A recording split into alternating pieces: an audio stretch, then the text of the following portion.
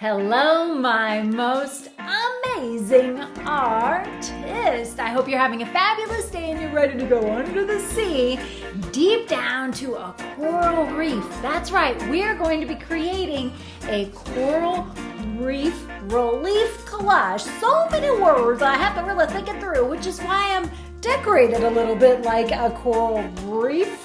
Relief collage? Me? No, just a coral reef with my snazzy jacket, at least I'm calling it snazzy, with a whole bunch of tropical fish. We're gonna kick things off by drawing, coloring with crayons, so you'll need paper, marker to draw with, crayons to color, lots of scrap papers, scissors, and glue. But before we get started, art class catchphrase, I make messes.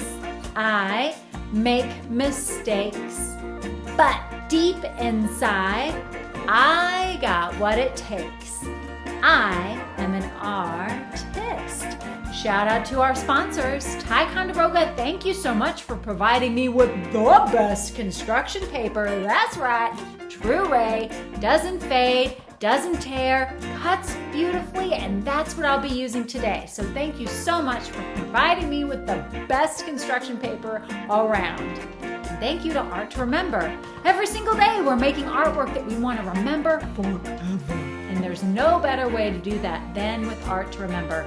Make sure you stop by their website to create your very own free art gallery where you can upload all of your masterpieces to share with family and friends, and have your artwork printed on a variety of things. Thank you, Art to Remember and Ticonderoga.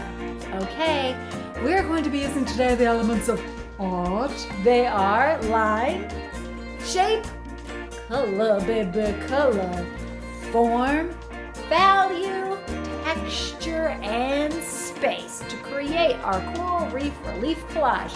Nailed it! And today we're gonna have to make sure that we practice a lot of patience. It's a long one, but it's super fun. So pinkies out, people. I pinky promise that today I will do my best. I will keep a positive attitude and I will finish what I start. Mwah! All right, guys, let's get started. To create our under the sea coral reef sculpture relief. That's a whole lot of words, y'all. We're gonna begin with these fish right here in the middle. That's what I'll be drawing, but if you wanna draw any other sea creatures, I encourage you to do so. I'm starting with a white piece of paper, and I'm going to be drawing two fish right here, kind of at the center top. And I'm thinking about the placement or the composition because I'll be adding all of my collage elements going around. So why don't we start with this cute little guy right here. I'm going to begin in the middle of my paper, and then I'm going to scoop my finger over just a little bit, and I'm going to draw a circle just like this. Nice and big for my fish eye. I'll add a little highlight or a circle right there, and then I'm going to color it in. We are going to be looking at the profile or the side view of our fish. That's our point of view. For that reason, we'll only see one eye because the other eye is on the other side. I'm going to start here at the top of this circle and make a curve like a crescent that goes away and down, just like that. And now I'm going to make the front of the fish's face just like this. I'll make a curved line right here. Ooh. And then I'm going to give it some cute little fish lips by having my line curve out. And then in, and in. It's like I'm making a backwards 3, and then back down. Awesome. Now let's make the back of the fish. So I'm going to go straight back like this. And I'll do the same thing at the bottom, and as I do that, my line is coming away from my fish a little bit. And then I'll curve in, and then I'll make my tail by going out with diagonal lines, and close it. Now, I'm gonna do something right here behind the eye. I'm gonna make a curve that comes out behind the eye, And then I'm gonna go away like a backwards letter C, almost making it look like an ear for my fish, but it won't be an ear. And then come back down. Now that's actually going to be his little fin. So I'm gonna draw some lines here to show that texture. I'm implying texture. I'll do the same thing here. I'm going to add a top fin starting above the eye, coming up, and then going down. And then I'll go ahead and add texture there. Now, if you want to, you could add some designs to your fish, and I'm doing that with kind of like a curved V, a sideways V. I don't have a lot of room down here, so I'll just do one. And I think that fish is finished. I like his little pouty mouth. In fact, I'm gonna add bubbles here in a moment, but before I do, I'm gonna give him a little friend to talk to. So, or bubble talk to. I'm gonna find a little spot for the eye, not too close, because I have to think about my composition. And I'm repeating the process, except this time my fish is looking in the opposite direction. Maybe I'll make things a little bit different in scale or size. I used a circle for the eye, another circle inside. If I'm going too fast, just press the pause button.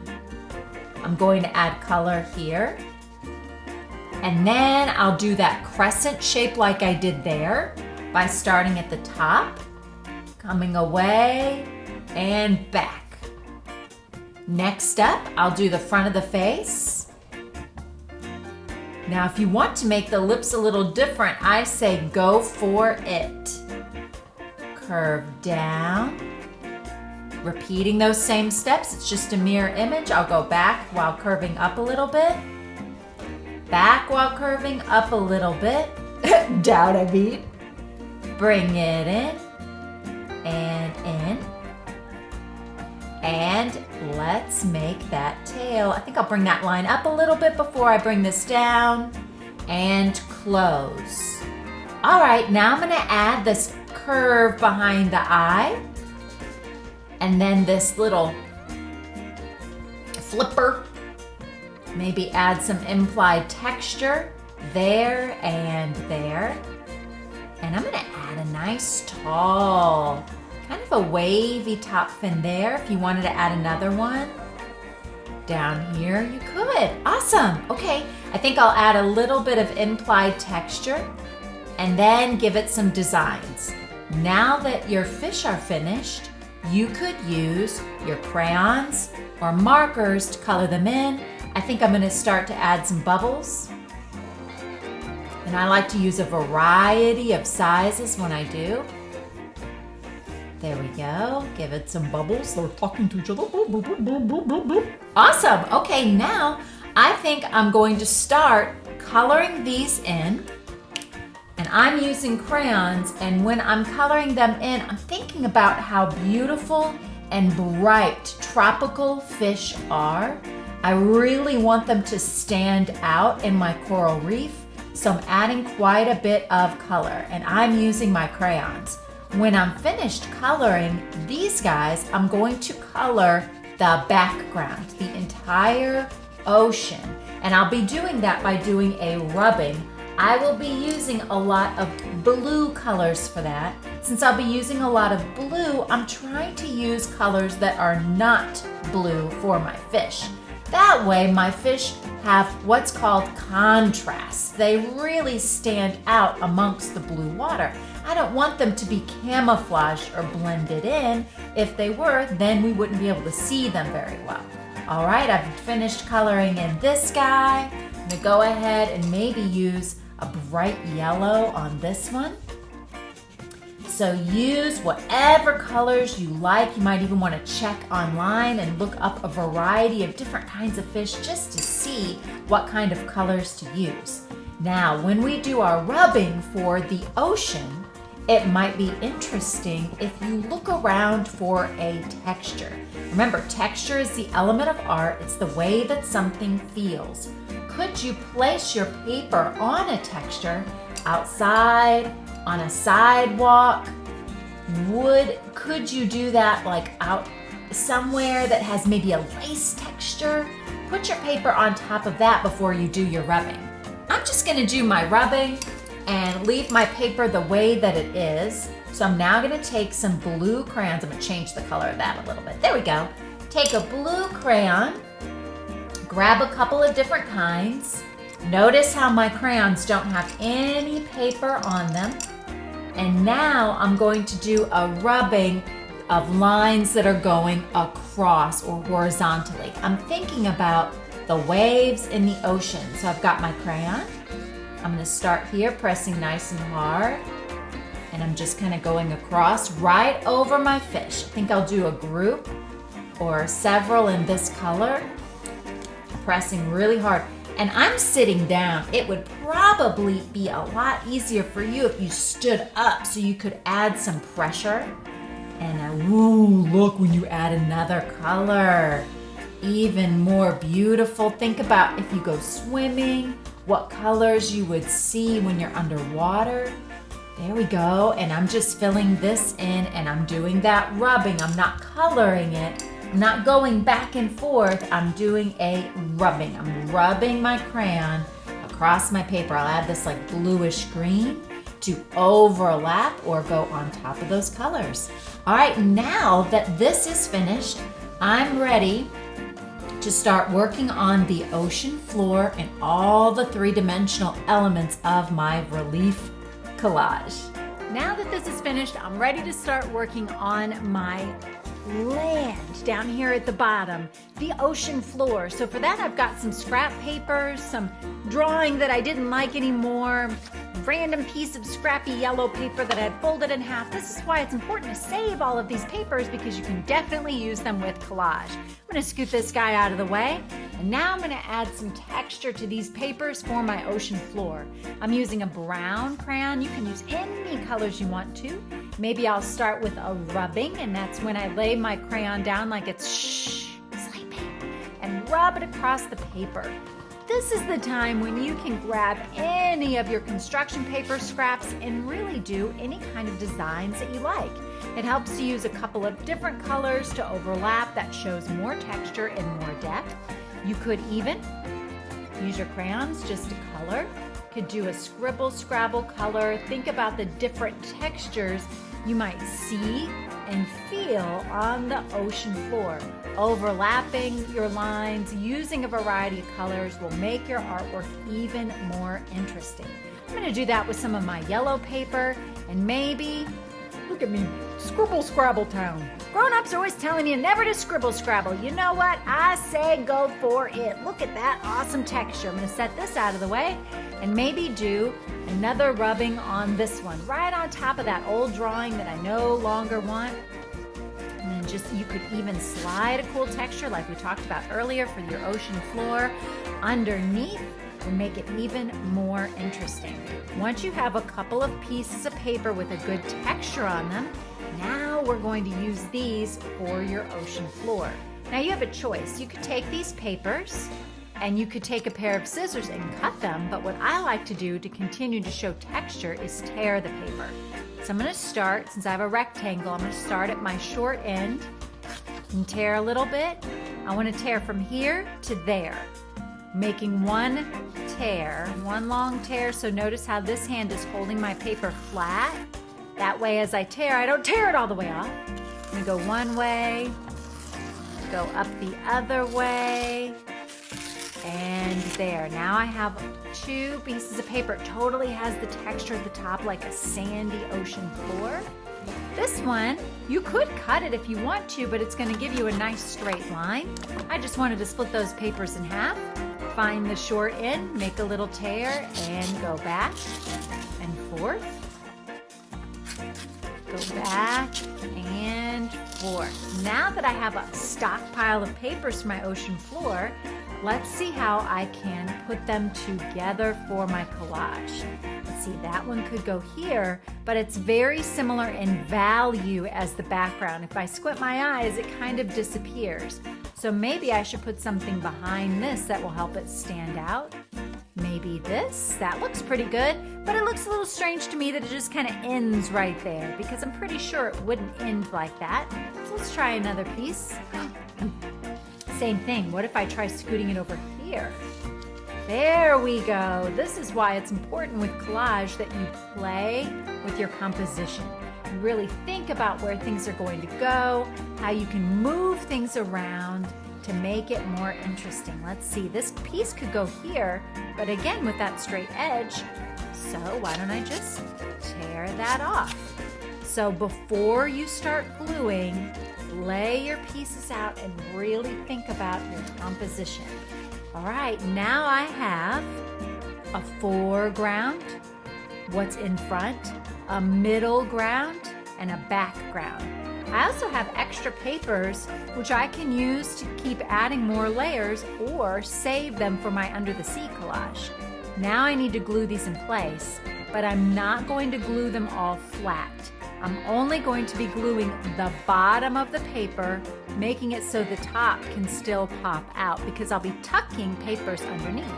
So I want to do this one at a time, and to do that I'm going to take these papers off, and look, now I can see where this is. It looks like this one is on the very bottom, so it's going to get glued first. To keep it in its place, just going to bend it down like that, draw a line of glue across the bottom only, and then flip it back up. And I'm trying to make sure the side matches the side. Let's see, only put a line of glue at the bottom. Maybe have this one come down a little further. Smooth. Let's see, I think that's where these two went, so I'll flip them over. This one comes first. And then next, when you're finished gluing these in place, you can go ahead and set it aside because next up we're going to work on our big pile of collage papers for the seaweed and the coral and anything else we might want to add to make this more interesting and have it be like a sculpture so it pops out. So I'm going to move this out of the way and grab my stash of scraps. I have all these amazing scrap papers that I've been saving for sculptures just like today. The first thing I'm going to show you how to make with my scrap paper is something called Fringe. If you like doing collage or you've done collage with me before, then you know from making our hamburger in the Snacktastic Chef's Week, we started with Fringe. Begin with a kind of a rectangle-ish piece of paper. It doesn't have to be perfect. And I like to, the first time I do this, fold a little foot at the bottom. The foot is like a stop line. It tells you where to stop cutting. So now that I have my foot, I'm going to create a series of cuts. And that little foot or that fold is my stop line that says, don't cut past here, that's where you stop. And look at that. That is Fringe. Now you can leave it just like this. That would look like pretty good seaweed, but notice when you glue it down, it all kind of goes back together again. So what I like to do is one technique called zigzag fold. I just kind of folded the paper forward, backward, forward.